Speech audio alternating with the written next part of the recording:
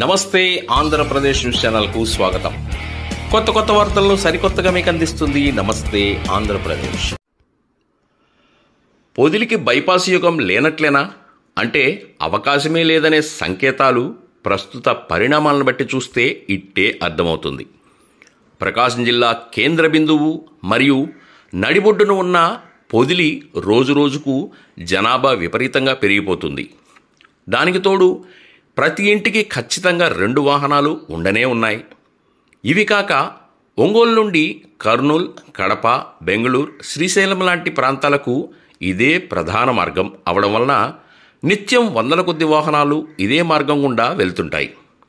అయితే పొదిలి చిన్న బస్టాండ్ నుండి మార్కాపురం అడ్డరోడ్డు వరకు విపరీతమైన ట్రాఫిక్ సమస్య అటు ప్రయాణికులకు ఇటు వాహనదారులకు ముఖ్యంగా పాదాచారులకు తీవ్ర తలనొప్పిగా మారింది.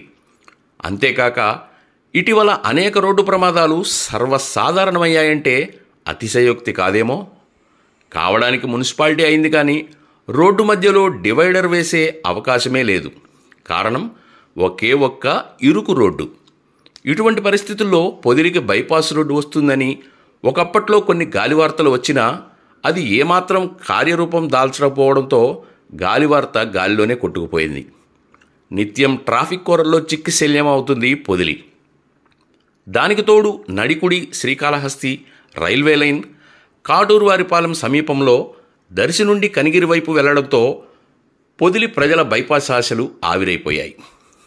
బైపాస్ రోడ్డు వచ్చే అవకాశమే లేదు అన్న వాదనలకు బలం చేకూర్చింది. అయితే వడ్డించేవాడు మనవాడైతే అన్న సామెత ప్రకారం అధికారులు, నాయకులు చిత్తశుద్ధితో ఒక పక్కా ప్రణాళిక రూపొందించి బైపాస్ రోడ్డు కలలను సాకారం చేస్తారని ఆశిద్దాం. పొదిలికి పట్టిన ట్రాఫిక్ దెయ్యాన్ని వదిలిస్తారని కోరుకుందాం.